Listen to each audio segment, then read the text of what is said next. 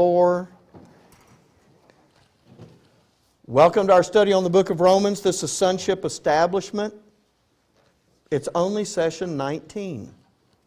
We're just getting started on establishment. So let me just, and if you've got those notes and you look them over, let me just say it though, because I want to make sure that we do it. It's important every week that you're reading through Romans 8. And especially this first section of Romans 8, which runs from verse 16 to verse 25. Remember, the rest of this chapter is divided into 3 sections. Because the more you read that, the more familiar you become with that terminology, and the things that you already understand get more firmly entrenched in your thinking. It serves as a reminder. And the things that aren't entrenched in your thinking yet, it'll make it easier the more familiar you are with that. And so you're just making the job easier when you do that. So let's take a look at the verses where we start off, and that is Romans 8:16. The Spirit itself beareth witness with our spirit that we are the children of God, and if children, then heirs, heirs of God, and joint heirs with Christ, if so be that we suffer with Him, that we may be also glorified together. Now, that last phrase that's highlighted is actually going to be the focus of what we're going to be talking about today. And I'm wanting to get to the place where we can move on from this, but there's a couple of things I want to make sure is in your thinking about being glorified together with Christ. And when you think about that term, what it means to be glorified, well, I thought, well, let me look this up and just see. I'm looking through the materials that I've got and all. So here's what it said. Glorified. To be invested with glory or rendered glorious. And I thought that didn't help very much, did it? I mean,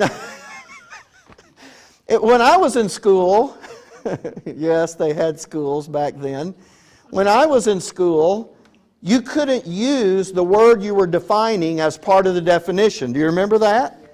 So I thought that kind of broke that rule, but there it was.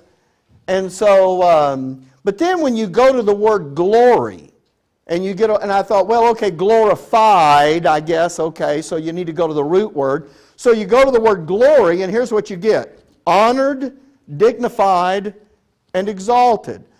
Well, that helps a little bit. It's still not everything that maybe you would want, but at least it's moving you in a direction. And so if glorified is to be invested with glory, then it is to be invested with some honor, and I'm not sure how dignified qualifies for this group, but exalted. Those are things, but let me tell you how we're going to get the real meaning of this term, because that is a very general term.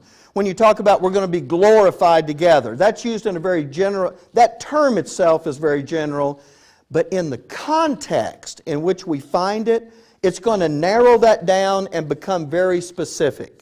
And so that's what we're going to be looking at. What? You were going to let me go, weren't you?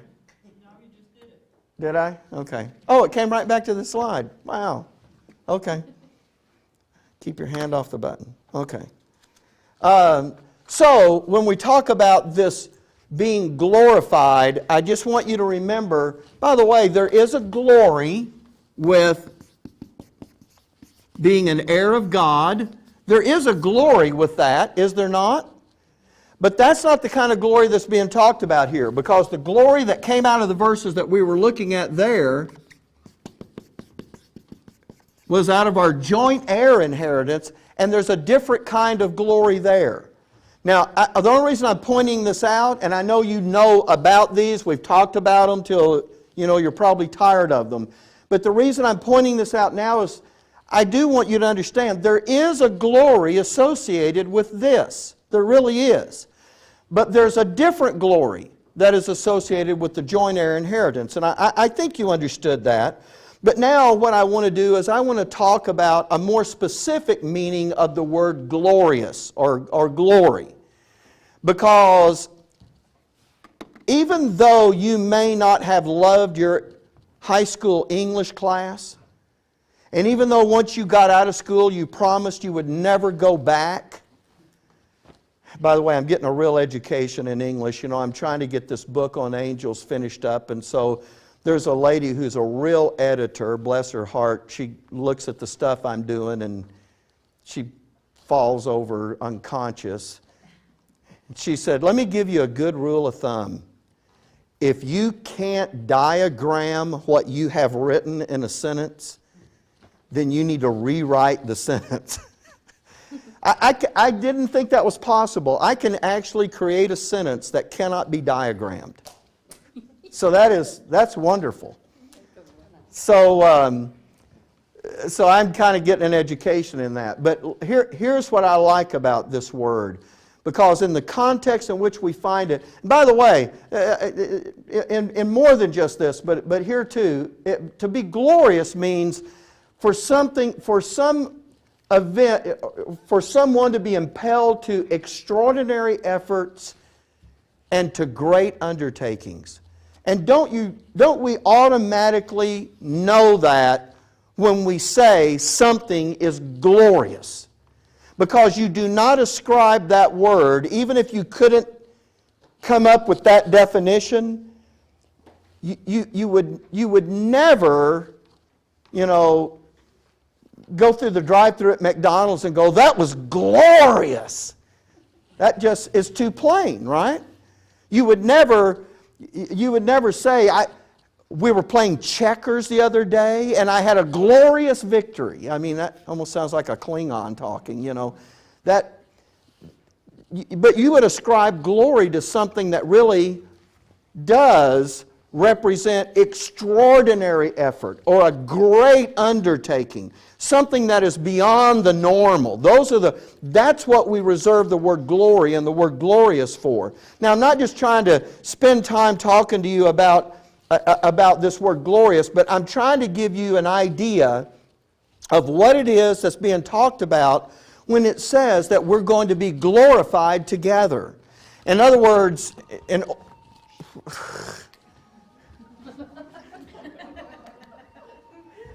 I do not want to know who is the good, the bad, or the ugly.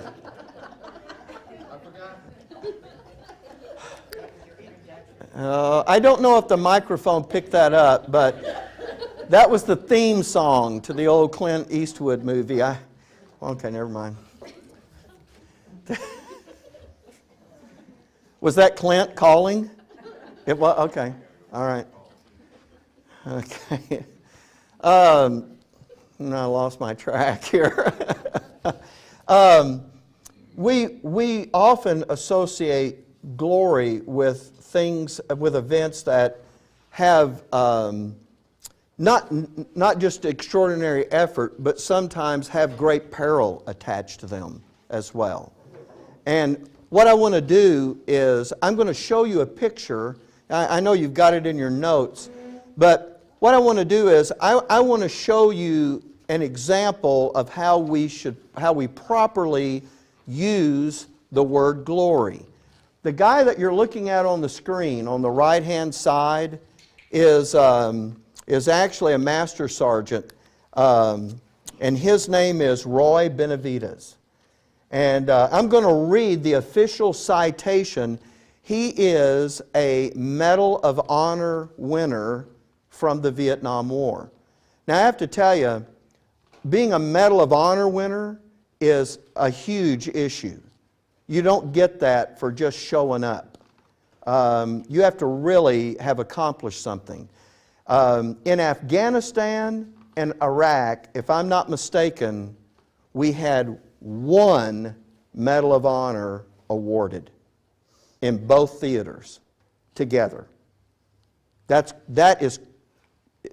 how infrequent that gets done. But let me just read through this with you because I thought this was pretty amazing. On May 2nd, 1968, 12 Green Berets were surrounded near Loc Ninh, South Vietnam, by an entire battalion of NVA, and you know those are North Vietnamese. They were thus outnumbered 12 men versus 1,000. They dug in and tried to hold them off, but were not going to last long. Benavides heard their distress call over a radio in town and boarded a rescue helicopter with first aid equipment. He did not have time to grab a weapon before the helicopter left, so he voluntarily jumped into the hot LZ armed only with his knife. And he sprinted across 75 meters of open terrain through withering small arms and machine gun fire to reach the pinned down, and there's that MACVSOG team is the 12 Green Berets we talked about earlier. By the time he reached them, he had been shot 4 times, twice in the right leg, once through both cheeks, which knocked out 4 molars, and a glancing shot off his head. He ignored these wounds and began administering first aid. The rescue chopper left as it was not designed to extract men. An extraction chopper was sent for, and Benavides took command of the men by directing their fire around the edges of the clearing in order to facilitate the chopper's landing. When the aircraft arrived, he supervised the loading of the wounded on board while throwing smoke canisters to direct the chopper's exact landing. He was wounded severely and at all times was under heavy enemy crossfire, but he still carried and dragged half of the wounded men to the chopper. Then he ran alongside the landing skids, providing protective fire into the trees as the chopper moved across the LZ, collecting the wounded. The enemy fire got worse, and Benavides was hit solidly in the left shoulder. He got back up and ran to the platoon leader, who was dead in the open, and retrieved classified documents. He was shot in the abdomen, and a grenade detonated nearby, peppering his back with shrapnel. The chopper pilot was mortally wounded then, and his chopper crashed. Benavides was in extremely critical condition, but still refused to fall. He ran to the wreckage and got the wounded out of the aircraft and arranged them to a defensive perimeter to wait for the next chopper. The enemy automatic rifle fire and grenades only intensified, and Benavides ran and crawled around the perimeter, giving out water and ammunition. The North Vietnamese were building up to wipe them out, and Benavides called in tactical airstrikes with a squawk box and threw smoke to direct the fire of arriving gunships. Just before the extraction chopper landed, he was shot again in the left thigh while giving first aid to a wounded man.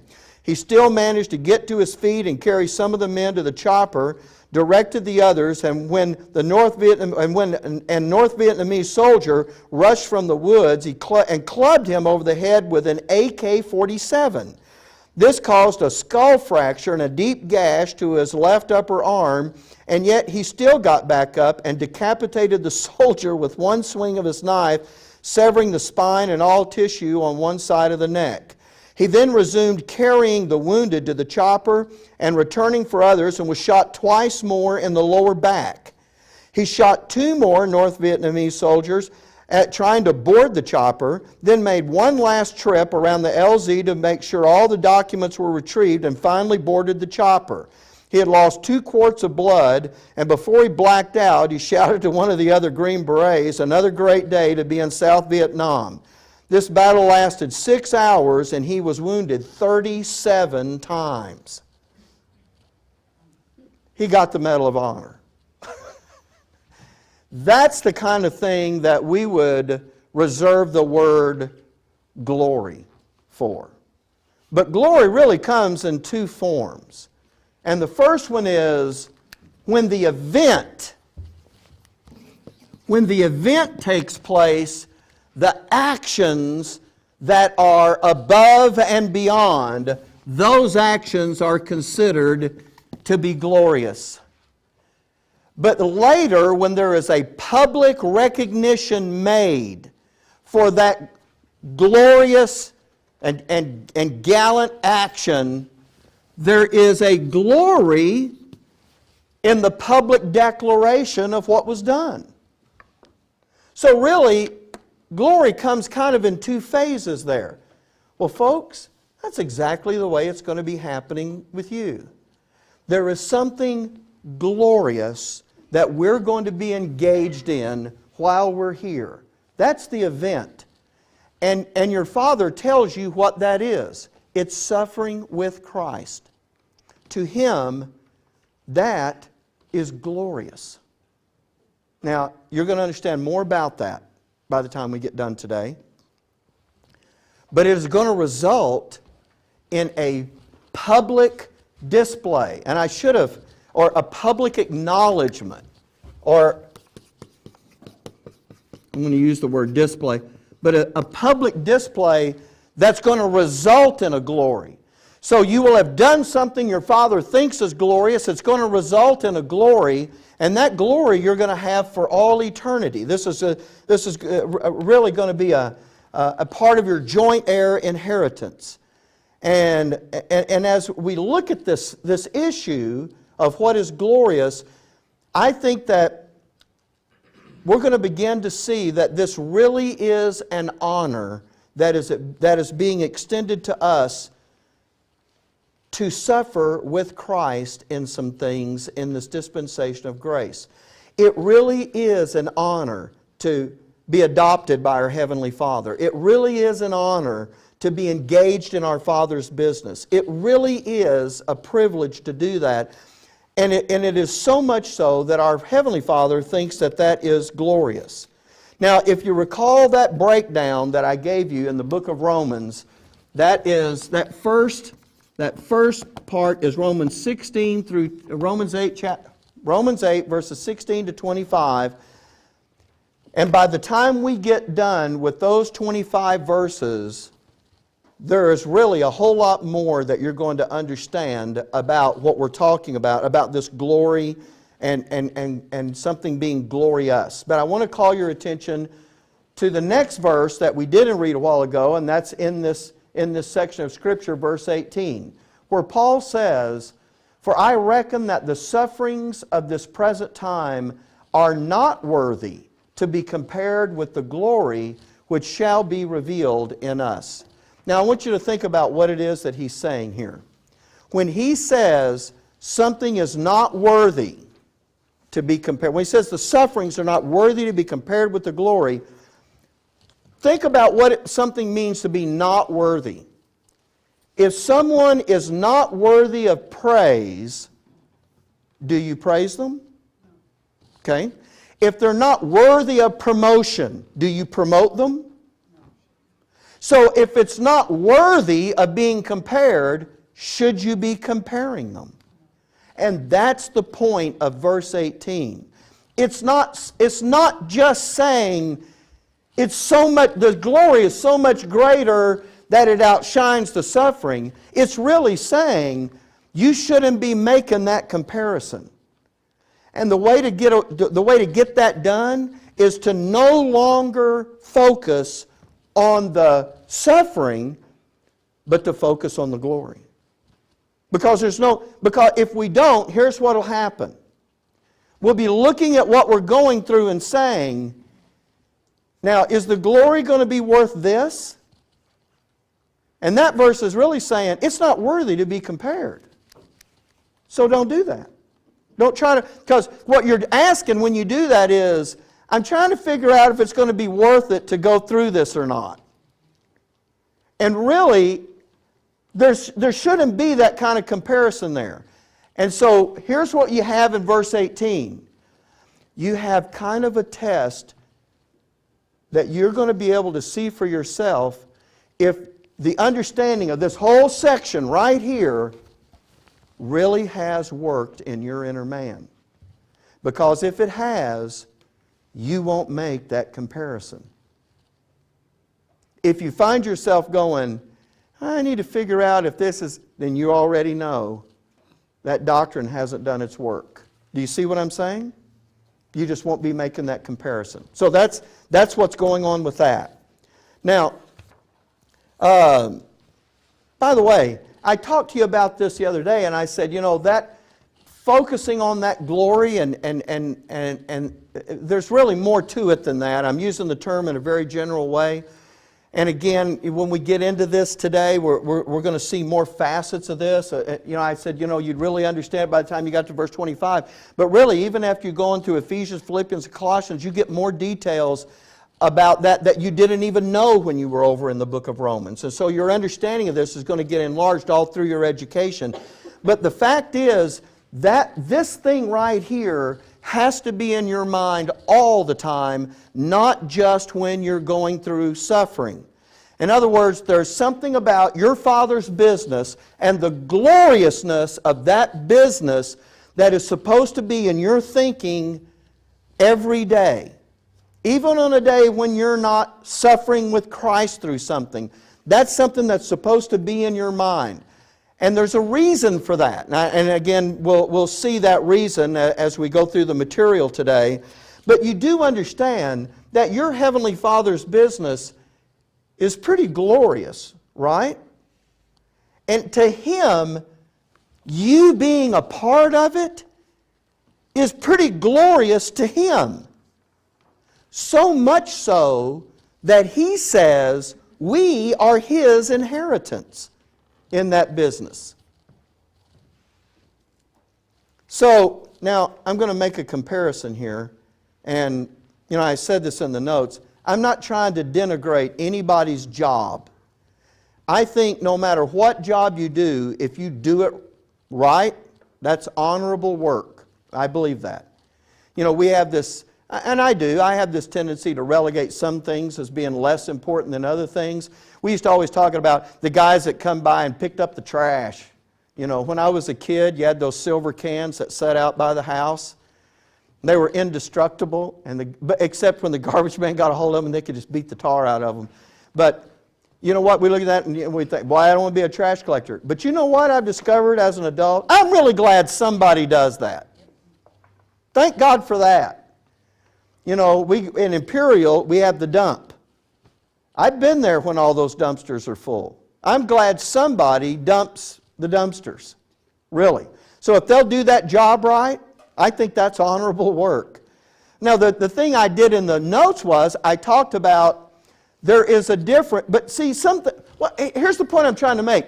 Your Father's business in and of itself is very glorious. It's not mundane. And I in the comparison I had, it's like, here's a greeter at Walmart. Now that's kind of a mundane job, and you don't think of that as being very glorious, right? And you don't get impressed with that. A guy that's a greeter at Walmart probably wouldn't be impressed if he knew I was a preacher. He'd be going like, he probably wouldn't be impressed with that. But when I met a man who could extend my dad's life by opening up his chest and performing heart surgery and put it all back together and give him more years of real life that had value to it, I was impressed. And I've got to tell you what else. I'm impressed with a guy who can build something that can take a man to the moon. I mean, I am. I'm impressed. That to me, that's just amazing. I tell you what else I'm impressed with. I'm impressed with young people who are actually respectful to their parents, that know how to work hard and have some propriety about them. And I'll tell you why I'm impressed with that, because there's not that many anymore. Nowadays, we were talking about the school situation before the service today, and I'm just, I was just listening to the news where they were talking about this kid that was using the vile string of profanities on the teacher. And so the teacher sends them to the office. The office sends them back to the classroom with no consequences whatsoever. They said, well, we decided we wanted them to be back in class where they could think about what they did. You really thought that was going to straighten them out? Really? Like they were going to burst into tears at the end of the class and go, I'm so sorry. You know what they're thinking? I got away with it. I'm going to do it again. Somebody does something I don't like. I mean, I don't want to get off on that. That would turn into a different kind of sermon. But you know what? When I meet a young person that is actually polite and shows respect to adults in general and those guys, I'm very impressed because I realize they're part of a dying breed. Well, I'm going to now recant what I said to you at the first. Because as I was writing this, I remembered when I was in Decatur, there was a guy that was a door greeter at Walmart in Decatur, and I was impressed with him. Because when you came in, now this, I've never seen anybody do this, but when you came in that store, he made up these, you know what a ditty is, right? It's a little song that rhymes, okay? A little ditty. Am I just older than y'all? You don't know what these things are?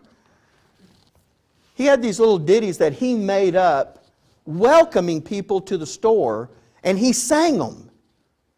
And he wasn't, I mean, I'm not saying he was ready for the opera, but I mean, but he wasn't a bad singer, but he sang them. And he didn't sing them like he was embarrassed, but he didn't embarrass you with it either. He didn't walk over to you and start singing and getting down on his knee and throwing his arms out, and you're like, who is this guy? But it was so different and it was so creative. I really was impressed with that guy. You remember that? And then one day he wasn't there anymore. I don't know if he just retired or what. But he kind of made it fun, because every time you came in the door, you were thinking, what's he going to do this time? Or you're tempted to stand there and go, where's my song? I mean, it was that kind of a deal. Every once in a while you run into someone like that. I remember when I used to fly out here all the time, I always flew on American Airlines. One time, their plane didn't make it in order for me to get home, they had to put me on Southwest. So they did. And I got on Southwest, which I mean, that's fine. I really like American because I know what seat I'm getting. With Southwest, you line up and they say you get to pick your seat. Well, that's only if someone's not sitting in it. Okay, there's the breakdown. And I don't like that. I like to know where I'm, so I like to pick my seat and get, okay, never mind. So here's the deal. On Southwest, they do it differently. The stewardesses sing. And this gal starts singing. I love you, you love me, we're the Southwest family. Hope you enjoyed our hospitality. Marry one of us and fly for free. And everybody's laughing in the plane, and it just makes a different atmosphere a little bit, but so you can I'm not trying to preach on mundane jobs. You can take a mundane job and you can make it a little more interesting, but some things by their very nature are just glorious. Who hasn't heard of SEAL Team 6? Taking out bin Laden. They're going to have they already made a movie out of that? I bet they're gonna. If they haven't already, they will. But all you have to do is say SEAL Team 6 and everybody knows what you're talking about. You have certain things that are happening where acts of heroism are taking place. They made a movie called Black Hawk Down. Remember all that kind of stuff? But let me tell you what, it doesn't matter if you're talking about heart surgery or going to the moon or even taking out Osama bin Laden. None of that will compare in glory to what your Heavenly Father has waiting. There is nothing on this planet that has ever taken place that will compare with that. And that really is an impressive thing. And so that glory ought to be like the glasses that you put on that color everything that you see. And when you go through suffering, that thing is already in your mind. And there's some things that you will understand about that. Well, let me jump you over to the book of Philippians for a moment, because I just want to show you how in the advanced epistles this is going to get picked back up again, and you're going to be told about this doctrine that allows you to suffer with Christ and how you're going to respond to those sufferings. And here it is. Philippians 4:11. Not that I speak in respect of want, for I have learned in whatsoever state I am, therewith to be content. Now, did Paul ever suffer any needs? Was there ever a time when he was hungry? Ever a time? But he talks about not having something to wear. He talks about not having something to eat, not having a roof over his head. He talks about a lot of those things. He said, I've learned in whatsoever state I am therewith to be content. And I have to tell you that contentment can only be produced by the doctrine. That's the only way that will get done. Now let me give you this next verse because he's going to, same thing. Now you're in the pastoral epistles in 1 Timothy 6:6. But godliness, and we know what that is, with contentment is great gain. But that contentment, folks, starts back right here in Romans 8:16-25, where you are given a doctrine that produces a patient endurance. And when he can talk about being content, it's because it comes right out of that. Okay, now, just to make sure that we get this done before the break, I want to take you back to the table of contents. On your notes, you have the start of the stair steps. And you have the first two steps that go with level 1. And right here in phase 1 of level 1, there are some blanks. Without looking at your notes, can anybody just look at that and tell me what would go in those blanks? In other words, the Scripture, if that's phase 1 of level 1, what really are we talking about in phase 1? And that has two parts to it, by the way. And that's why there's two things there. Does it occur? Huh? Okay, wisdom and, okay, to know wisdom and instruction. And that would be the equivalent. Now, when you talk about what we're going through, that would be what? How would you label that? Thank you. That's great. Y'all are great. Sonship orientation. The second part of that verse says, right, to perceive the words of understanding. And what's the equivalent of that in our education? There you go. Sonship establishment. There we are.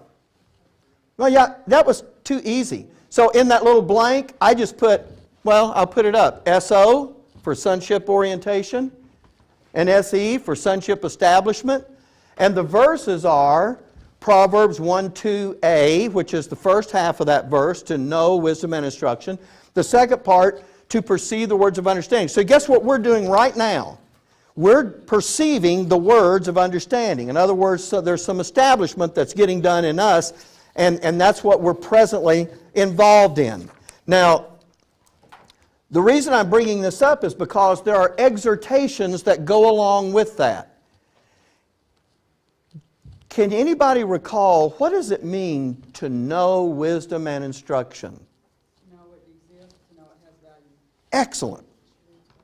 To know it exists and to know it has value. And it's in those exhortations that you're given something about the value of what it is that this whole thing is being offered to you. And so I want to go to that verse, and I want us to be able to see it. So here it is. Proverbs 1:7. This is the exhortation that goes along with it. The fear of the Lord is the beginning of knowledge, but fools despise wisdom and instruction. My son, hear the instruction of thy father, and forsake not the law of thy mother, for they shall be an ornament of grace unto thy head, and chains about thy neck. Now, I know that we covered this back in orientation, which we should have, because guess what? That's part of the exhortation for orientation. That's those first 19 verses, actually. Those first 19 verses, verses 6 to 19, actually deal with the exhortations that go with sonship orientation. So when you're being told about the value of it, he's giving you something about it. And so he says, and there'll be an ornament of grace unto thy head. Will you tell me, what is an ornament that goes on your head called? Exactly. Does Paul ever talk about that? For us, indeed he does. Let me give you these verses. 1 Corinthians 9:25. And every man that striveth for the mastery is temperate in all things. Now they do it to obtain a corruptible crown, but we and incorruptible. Don't you do see he's talking about an incorruptible crown. And so there is that ornament on the head, that's really in play. Here's the next verse. Oh, you know what? I thought I had 2 verses for that. 2 Timothy, it's in the notes. Why did I not get it on the... okay. Maybe it's... No, I guess not. 2 Timothy 4:5. But watch thou in all things, endure afflictions, do the work of an evangelist. By the way, I want you to notice, I read over that, and I meant to call your attention to it. Endure afflictions. You see that? Do the work of an evangelist, make full proof of thy ministry, for I am now ready to be offered, and the time of my departure is at hand. I have fought a good fight, I have finished my course, I have kept the faith. Henceforth there is laid up for me a crown of righteousness, which the Lord, the righteous judge, shall give me at that day, and not to me only, but unto all them also that love his appearing. That, by the way, I just want to, when it talks about love his appearing, he's not just talking about saying, I'll sure be glad when Jesus shows up. In the context of what's going on here, if you're not an educated son, don't look for that crown. Because there's something very specific about this terminology. The other thing I want to show you here is where he says in verse 7, I have fought a good fight. He's not describing how he fought. He's describing the worthiness of the fight he's engaged in. It's like saying, I'm engaged in a good work, or this is a fight worth fighting. I fought a good fight. This is a fight that my father wanted me to fight. I used to look at that verse and I used to think, I fought a good fight. In other words, Paul said, I did a pretty good job. But that's not what he's talking about. He's talking about the actual conflict that he's engaged in. Okay, so verse 5, endure afflictions. Verse 6, we know that Paul's about to be executed. Verse 7, as I said to you a moment ago, can only be said by a son who has reached the level of education that Paul is at, and that's a fully educated son. And that good fight is describing the fight. And verse 8 gives us the crown or the ornament that goes on a person's head. All right, now we're not going to have time to do the rest of the thing in this session. But when we come back, here's what, and I know you know this, I'm just reminding you of it because we have somewhere to go with all this. And that is the chains about the neck. We'll do that when we come back. And then I'm going to talk to you about some things I have never, ever talked about. I am going to film a bare bones on this eventually, but I have never talked about these issues before. And you're going to get to hear part of this because I think it's extremely valuable for us to hear about it right here as we're discussing these things.